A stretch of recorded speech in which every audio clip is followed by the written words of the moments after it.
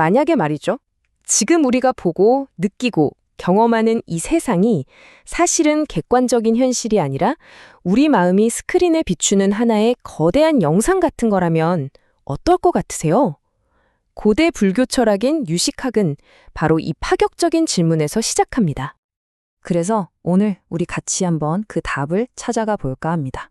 유식학의 눈으로 말이죠. 지금 내가 보고 있는 모든 것들, 이게 정말 있는 걸까요? 아니면 그저 내 마음이 만들어낸 너무나도 정교한 환상은 아닐까요? 그럼 바로 한번 들어가 보죠. 오늘 우리가 함께 살펴볼 내용입니다. 첫째, 마음이 어떻게 세상을 만들어내는지.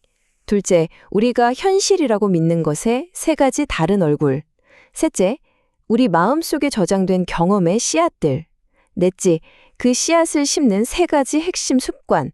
그리고 마지막으로 이 모든 것이 어떻게 내 미래를 결정하는지 차근차근 파헤쳐 보겠습니다. 자, 유식학의 가장 핵심적인 아이디어. 바로 여기서부터 모든 게 시작됩니다. 그건 바로 우리의 의식 또는 마음이 스스로를 반으로 쫙 가른다는 거예요. 한쪽은 보는 주체인 나, 다른 한쪽은 보여지는 대상인 세상으로요. 우리가 당연하게 여기는 이 분리, 여기서부터 모든 이야기가 시작됩니다. 이걸 보세요. 진짜 재밌죠? 한쪽에는 인식하는 나, 즉 능분별이 있고 다른 한쪽에는 인식되는 세상, 소분별이 있습니다. 그런데 유식학이 던지는 폭탄 선언은 이거예요. 원래는 하나였던 마음이 이렇게 둘로 나뉘는 것 자체가 우리 마음이 만들어낸 첫 번째이자 가장 거대한 착각이라는 겁니다.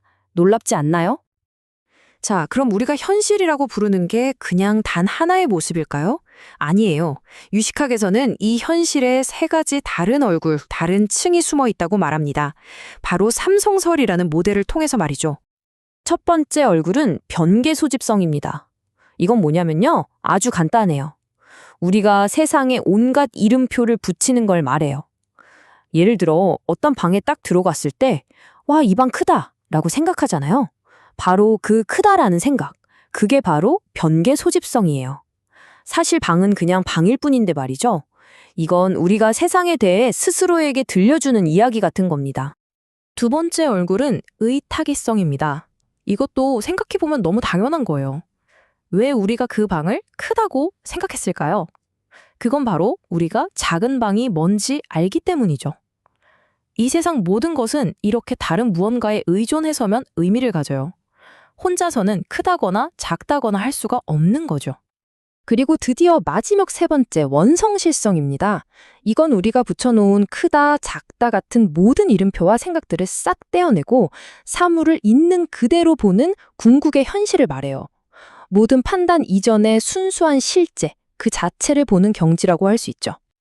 이 표를 보면 한 번에 정리가 될 겁니다. 자, 여기 컵이 하나 있습니다. 우리가 이걸 보고 컵이네 라고 부르는 순간 이게 바로 변계 소집성. 이 컵이 유리로 만들어졌고 물을 담기 위해 존재한다는 사실은 여러 조건에 의존하죠. 이게 의타기성. 그리고 이 컵이 내일은 연필꽂이가 될 수도 있고 재떨이가 될 수도 있는 그 무한한 가능성 자체, 그게 바로 원성실성입니다. 어때요? 이 평범해 보이는 컵 하나에 우주를 보는 세 가지 방식이 전부 담겨 있는 거죠. 아니 근데 이렇게 정교한 현실이라는 프로그램은 대체 어디서 오는 걸까요? 그 소스 코드는 뭘까요? 유식학은 종자, 즉 씨앗이라는 아주 기가 막힌 비유를 듭니다. 이건 말 그대로 우리 경험을 만들어내는 근본적인 소스 코드라고 할 수 있어요. 우리가 하는 모든 생각, 모든 말, 모든 행동 하나하나가 우리 마음 가장 깊은 곳, 아레아식이라는 거대한 창고에 씨앗을 심는 것과 같다고 봐요. 이 씨앗들은 평소엔 잠자코 있다가 딱 맞는 조건이 되면 싹을 틔워서 우리의 미래 경험, 즉 현실로 나타나는 거죠. 그러니까 결국 뭐예요? 지금 내가 겪는 이 모든 현실은 사실 과거에 내가 심었던 그 씨앗들이 자라나서 맺은 열매라는 겁니다. 자, 그럼 이 씨앗들이 구체적으로 어떻게 작동하는 걸까요? 유식학에서는 이걸 세 가지 핵심 습관, 즉 습기로 설명해요. 말하자면 우리 인생을 돌리는 운영체제, 바로 그 소프트웨어 같은 거죠. 그 세 가지 소프트웨어는 바로 이겁니다. 첫째, 나라는 것에 대한 집착, 아집 습기. 둘째, 세상에 이름과 의미를 붙이는 습관, 명언습기, 그리고 셋째, 우리의 모든 행동과 그 결과를 만드는 즉 업습기. 자, 하나씩 한번 뜯어보죠. 첫 번째, 나에 대한 집착. 이걸 정말 기가 막히게 설명하는 예시가 있어요. 자신의 몸을 곧 자기 자신이라고 강하게 믿는 운동선수나 보디빌더들이 오히려 주사바늘을 가장 무서워하는 경우가 많다는 겁니다. 내 몸이 곧 나라는 이 강력한 믿음, 이 집착이 바로 아집습기예요. 나라는 존재에 대한 우리의 뿌리 깊은 고정관념이죠. 두 번째는 세상을 보는 렌즈, 바로 명언습기입니다. 이건 여러분 각자의 세계관이라고 생각하면 쉬워요. 우리가 어떤 교육을 받고 어떤 가치관을 가졌는지에 따라 우리는 세상을 있는 그대로 보는 게 아니에요. 이미 각자 다른 색깔의 안경, 다른 필터를 통해서 세상을 보고 있다는 거죠. 내가 의식하기도 전에요. 여기서 인과관계가 두 가지로 나뉜다는 점이 정말 중요합니다. 왼쪽은 동인등류과인데 이건 생각은 생각을 낳는다는 거예요. 좋은 세계관은 계속 좋은 생각을 낳고 나쁜 생각을 계속 나쁜 생각을 낳죠. 이건 방금 말한 나에 대한 집착이나 세계관, 습관과 관련이 깊어요. 반면에 오른쪽 이숙과는 행동은 결과를 낳는다는 겁니다. 좋은 행동이 즐거운 결과를 낳는 것처럼요. 이건 세 번째 습관인 업습기와 직접 연결되죠. 딱 정리하면 이겁니다. 내면의 생각은 계속 비슷한 생각을 낳고 외부로 드러나는 행동은 구체적인 결과를 낳는다.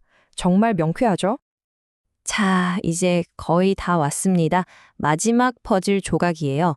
이 행동의 씨앗, 즉 업이 구체적으로 어떻게 우리의 미래를, 우리의 운명을 조각하는지 한번 보시죠. 업의 씨앗은 세 가지 종류의 열매를 맺는다고 해요.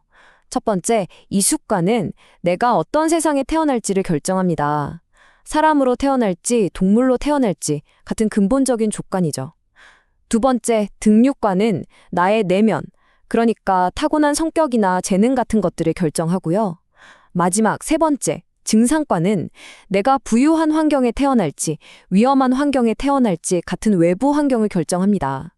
정리하면 내 과거의 업이 내가 태어날 세상, 나의 내면, 그리고 나의 외부 환경까지 말 그대로 나의 모든 것을 결정한다는 이야기입니다. 이 그래프를 보시면 한눈에 들어올 거예요. 탐욕, 분노, 어리석음이라는 대표적인 세 가지 마음의 독이 있는데요. 그중에서도 특히 저 가장 높은 막대 그래프, 분노의 마음이 가장 파괴적이어서 지옥 같은 고통을 만들고 어리석음은 동물과 같은 세상으로 이어진다고 설명합니다. 자, 그런데 여기서 진짜 중요한 포인트가 있습니다. 이 모든 걸 듣고 내 운명은 정해져 있구나 하고 좌절하라는 게 절대 아니에요. 오히려 그 반대입니다. 핵심은 우리가 나를 보는 관점과 세상을 보는 렌즈를 바꿀 수 있다는 거예요.